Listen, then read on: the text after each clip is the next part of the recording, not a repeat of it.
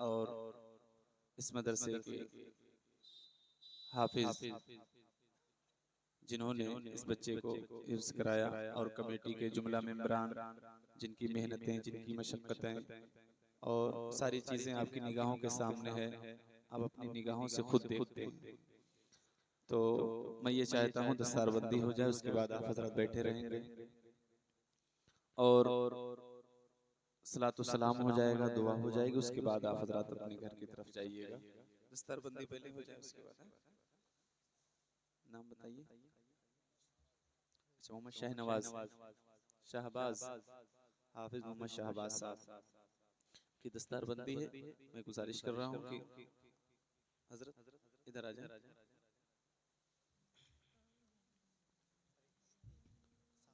दुआ करें, हम लोग कोशिश करें कि अपने बच्चों को पढ़ाने की कोशिश करें, इसलिए कि किसी नादार की आंख से जब कतरा निकलता है, पिघलती है ज़मीं और आग का शोला निकलता है। सुना है 7 पुश्तों तक सवर जाती है तकदीरें, किसी घर का कोई बच्चा अगर अच्छा निकलता है। फरिश्ते घर की चौखट पे खड़े रहते हैं, सब बात है कि जब स्कूल को घर से कोई बच्चा निकलता है। या हज़रात ने जिस एतबार से भी मदरसे का ताउन करते हैं, ये आपकी मोहब्बतें हैं, ये आपकी शफ़क़तें हैं, लेकिन आज ये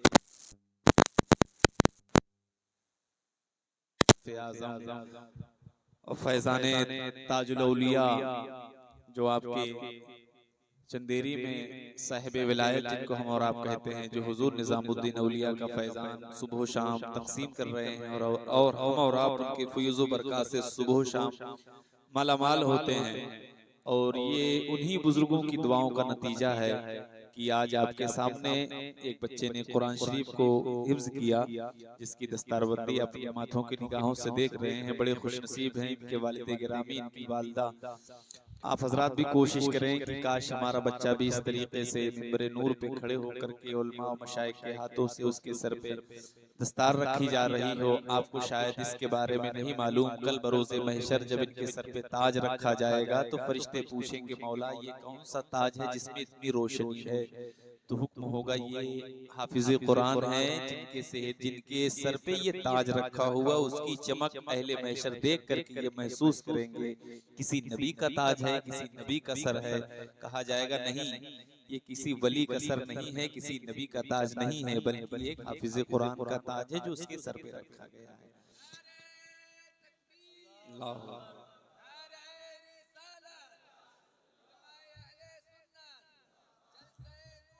जिंदाबाद।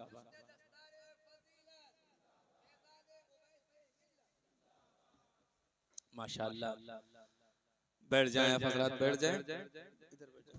कि आज इतने लोगों के बीच में हाफिज शहबाज साहब को बुलाया गया, कल बरोज़े महशर ऐसे ही मैदाने महशर में इनके वालिदैन को भी बुलाया जाएगा और उनके सर पे भी ताज रखा जाएगा।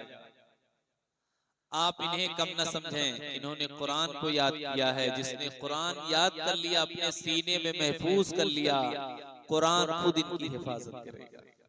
ये अल्लाह तबारक व तआला का बेपनाह फजल है और उसका एहसान है कि उसने हमें और आपको हुजूर सरवरे कायनात सल्लल्लाहु तआला अलैहि वसल्लम की उम्मत में पैदा फरमाया। वो कुरान जिसका जिक्र खुद कुरान में अल्लाह तबारक व तआला ने इरशाद फरमाया, अगर ये कुरान किसी पहाड़ पे नाजिल किया जाता तो शायद पहाड़ उसकी जलाल और उसकी हैबत को पहाड़ बर्दाश्त न कर सकता, लेकिन ये हुजूर का मौजज़ा है कि हुजूर ने अपने सीने में उसे लिया। और ये हुजूर का मौजज़ा है, हुजूर का हर उम्मती अगर कुरान याद करना चाहे बड़ी आसानी के साथ सीने में महफूज कर लेता है। ये हुजूर सरवरे कायनात सल्लल्लाहु तआला अलैहि वसल्लम का मौजज़ा है। हम और आप अपने मदारिस और अपने खानकाहों से वाबस्तगी को जरूर रखें। जैसे कि मौलाना साहब ने अभी तकरीर की, आपने तकरीर में ये समात किया कि किसी भी वली को आप दिखाएं कि जो किसी शेख से वाबस्ता ना हो। बात सही यही है, और वो क्यों ना, इसलिए कि औलियाए किराम तो कुरान की आयतों पर ही अमल करके यहाँ तक पहुँचते हैं। कुरान कहता है, या अय्युहल्लज़ीना आमनुत्तकुल्लाह व कूनू मअस-सादिक़ीन, अल्लाह से डरो और सच्चों के साथ हो जाओ। अगर हमारे और आपके दामन अल्लाह वालों से वाबस्ता रहे तो इंशाअल्लाह यकीन जाने यहाँ भी कामयाबी मिलेगी, मैदान महशर में भी कामयाबी मिलेगी।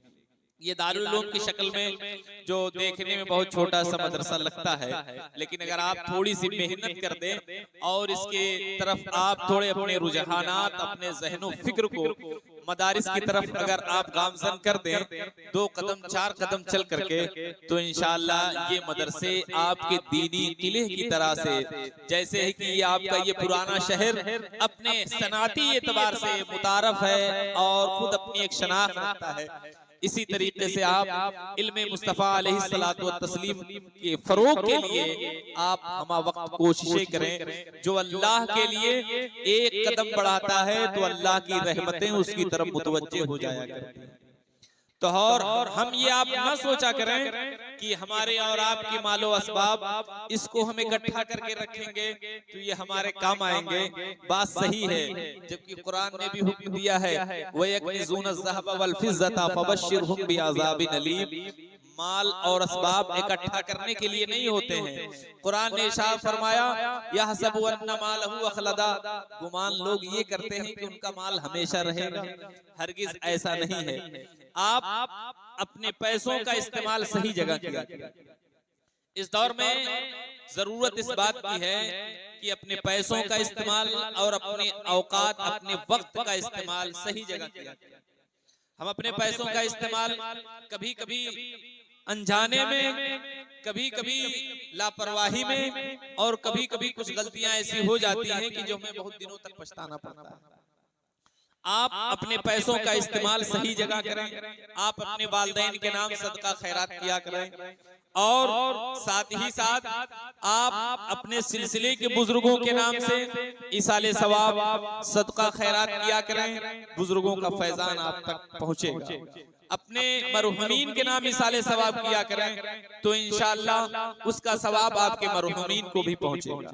मुझे एक बात याद आती है ज़हन में, एक लड़का था, खेल रहा था, खेलते खेलते एक ऐसी जगह जाकर के छुप गया, और छुपने के बाद उसे बहुत तलाश किया गया, लेकिन वो लड़का मिला नहीं।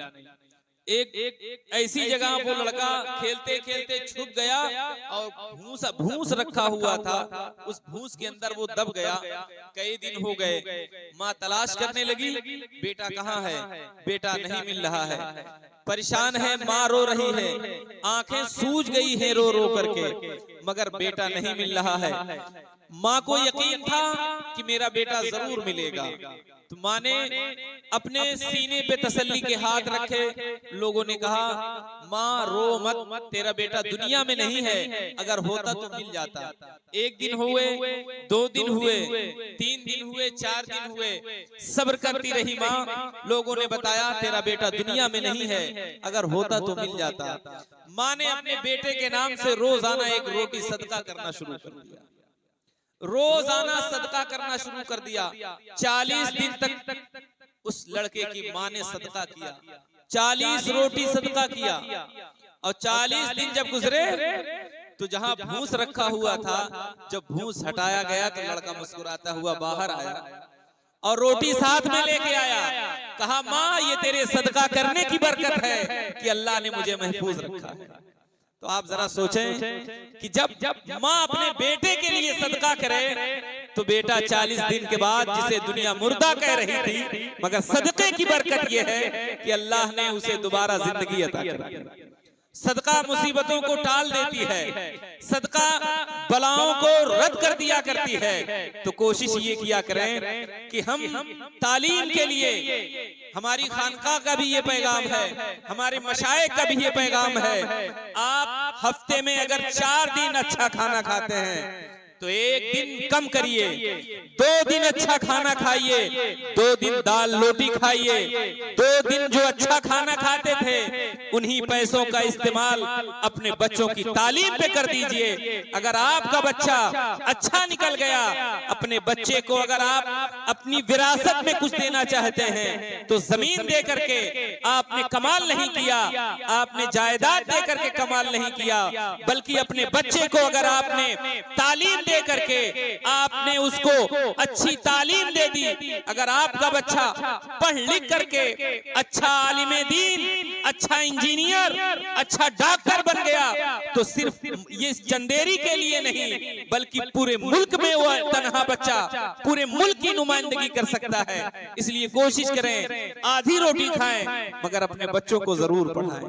तालीम के लिए जितनी आप कोशिश कर सकते हैं उतनी कोशिश करें। आका सल्लल्लाहु ताला अलैहि वसल्लम इरशाद फरमाते हैं, खैरुकुम मन तअल्लमल कुरान व अल्लमहु, तुम में सबसे बेहतर वो है जो कुरान सीखे और दूसरों को सिखाए।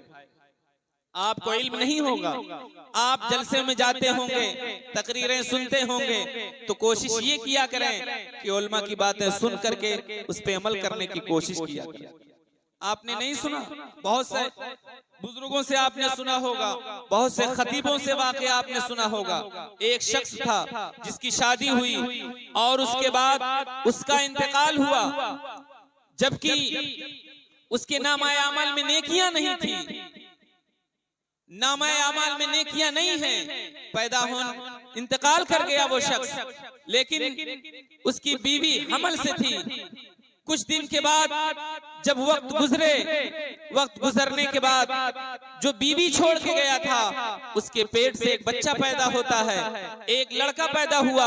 उसके भी वक्त गुजरते गए, जब उस उम्र तक पहुंचा जहां बच्चे बिस्मिल्लाहिर रहमानिर रहीम अदा करते हैं, ले जाकर के मकतब में उसकी बीवी ने ले जाकर के बिस्मिल्लाह खानी कराई तो वाकया आपने सुना होगा क्या हुआ।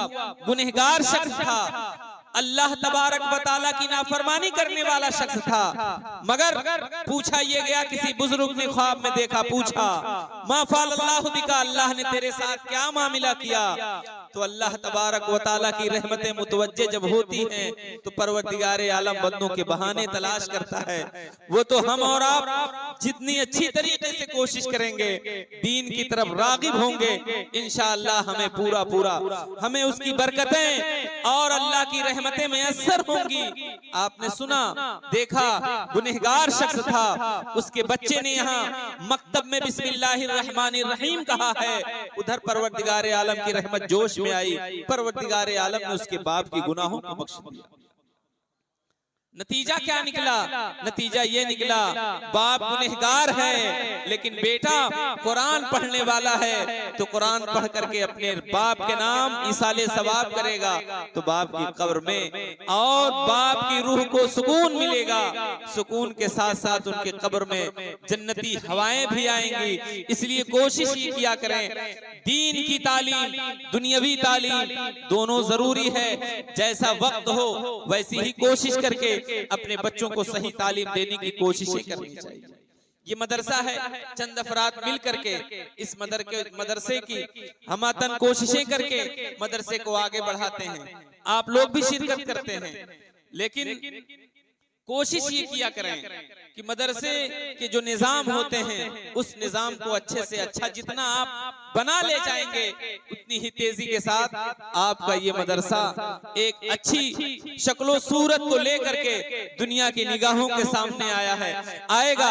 जैसे आज एक बच्चा हाफिज कुरान हुआ है, आपकी मेहनतें, आपकी मोहब्बतें और आपके सदकातो खैरात इस मदरसे में लगते रहेंगे तो आज एक नहीं, तनहा नहीं, 10-20 बच्चे हाफिज कुरान आपकी चंदेरी में नजर आएंगे। आप इस इल्मी किले को मजबूत करने की कोशिशें करें। तो मैं ये चाहता हूं कि आप हजरात आज इस जलसे नूरी में अपने इस मदरसे का ताउन जहां तक हो सके पूरी कोशिश करके करें तो ज्यादा बेहतर होगा। इसलिए कि हम और आप जानशीने हुजूर फातिह बिलगिराम ने आज अपनी तबीयत की नासाजगारी की वजह से, तबीयत न सही होने की वजह से हुजूर फातिह बिलग्राम का फैजान हुआ।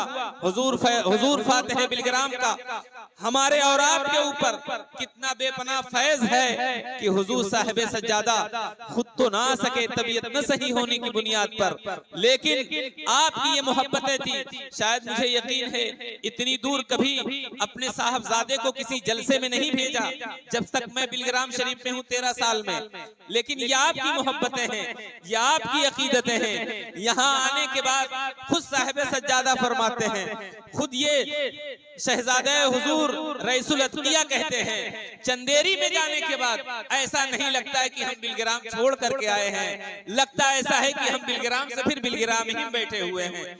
यह आपकी अकीदत है, यह आपकी मोहब्बत है। अभी रास्ते में ये कह रहे थे मौलाना साहब, चंदेरी में जाने के बाद ऐसा लगता है जैसे कि हमारे खानदान का कोई बुजुर्ग चंदेरी में आराम फरमा हो। मैंने कहा मुझे तो नहीं मालूम, लेकिन रूहानियत से पता चलता है, इसलिए लगता है। हमारे इल्म से जो मालूम है वो ऐसा लगता है कि निजामुद्दीन औलिया का खलीफा मौजूद है, सिलसिले चिश्तिया का फैजान मौजूद है, उधर ख्वाजा कुतुबुद्दीन बख्तियार काकी का फैजान यहाँ आता है, गरीब नवाज का फैजान आता है, सैयद सुगरा साहब का फैजान इकट्ठा होता है। इसलिए तबीयत यहाँ लगती है, जहाँ फैजान ज्यादा होता है तबीयत खुद ब खुद लगने लगती है। यह आपकी अकीदत है, यह आपकी मोहब्बत है। आप खुद अंदाजा लगाएं, जिस चंदेरी के लिए वहाँ के शहजादगान इतनी मोहब्बत करते हैं, तो आपको भी इसी मदरसे से उतनी ही मोहब्बत करनी होगी, आपको अपनी मस्जिद से उतनी ही मोहब्बत करनी होगी। मैं इन्हीं चंद बातों पे सबसे पहले मैं खुद अपने पीरो मुर्शिद की जानिब से, हुजूर गौसे पाक के नाम से, मैं अपने पीरो मुर्शिद की तरफ से इस मदरसे को मैं 11,000 रुपया खुद दूंगा। और मैं हाजी साहब से भी ऐलान करूंगा कि मुझे नात में जितने भी पैसे मिले हैं आप सब मदरसे में रख लीजिए। मैं अपने पीरो मुर्शिद की तरफ से और इन शहजादगान की तरफ से मैं सारा पैसा जितना इनाम मिला है सब है, बाकी 11,000 रुपया मैं खुद दूंगा। ये देखिए हाजी साहब ने 500 रुपया बुजुर्गान दीन के नाम से दिया है। तो आप हजरात भी अपने मरहूमीन के नाम से, अपने मशाइख के नाम से, अपनी जिंदगी और अपने आखिरत के लिए इस मदरसे को आप मदद करें, ज्यादा बेहतर होगा। मेरी आदत तो नहीं है सब कहने की, मुझे इतना बोलने की आदत भी नहीं है, ना मैं इतना ज्यादा बोल पाता हूँ, लेकिन हाजी साहब ने मुझसे कहा तो मैं खड़ा हो गया। और खड़ा क्यों नहीं होता, जैसे चंदेरी आपका है वैसे ही आप हजरात हमारे पीर से मोहब्बत करते हैं, इसलिए कि मैं भी आप ही की फहरिस्त में हूँ ना, जैसे आप मुरीद वैसे मैं मुरीद, इसलिए आप में हमारे में कोई फर्क नहीं है, समझ रहे हैं। मैं आप ही की तरफ से ऐलान कर रहा हूँ। बाकी ये मदरसे के लिए लोग मदद कर रहे हैं, इंशाअल्लाह यहाँ मदद कर रहे हैं, तो ऐसा नहीं है। इन आले रसूल की मौजूदगी में आप मदद कर रहे हैं, और जो आले रसूल की मौजूदगी में दिया जाता है आप यकीन कर लें अल्लाह रब्बुल इज्जत की बारगाह में वो कबूल हो जाता है। इमाम हुसैन की औलाद है, आपने सुना ये ज़ैदी सादात हैं। अल्लाह तबारक व तआला ने इनके मरातिब और इनकी मंजिलतें ऐसी रखी हैं कि हम और आप उसे पढ़ करके भी नहीं समझ सकते, हम जान करके भी लोगों को नहीं बता सकते पूरी तरीके से। इसलिए ये रसूल की आल है, ये रसूल का खून इनके अंदर मौजूद है। आप उस नबी की नात सुनते हैं जिस नबी को परवरदिगार आलम ने मा अताकुमुर रसूल फखुज़ूहु व मा नहाकुम अन्हु फंतहू कहा है, जिसे परवरदिगार आलम ने वला सौफा युअतीका रब्बुका फतरदा कहा है।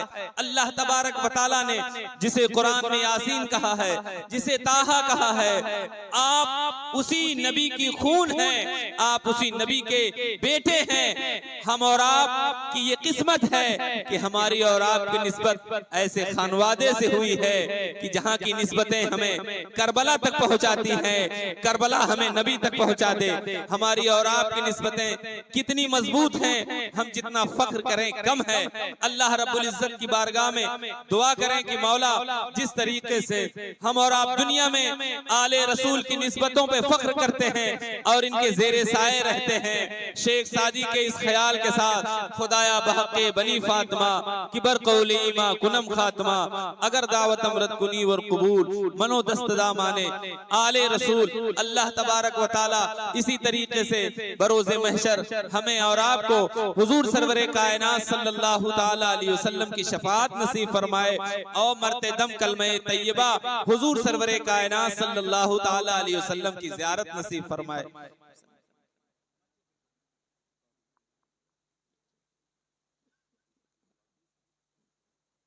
अच्छा, ये देखिए मदरसे की तरफ से हुफ़ाज़-ए-किराम ने हुफ़ाज़-ए-किराम को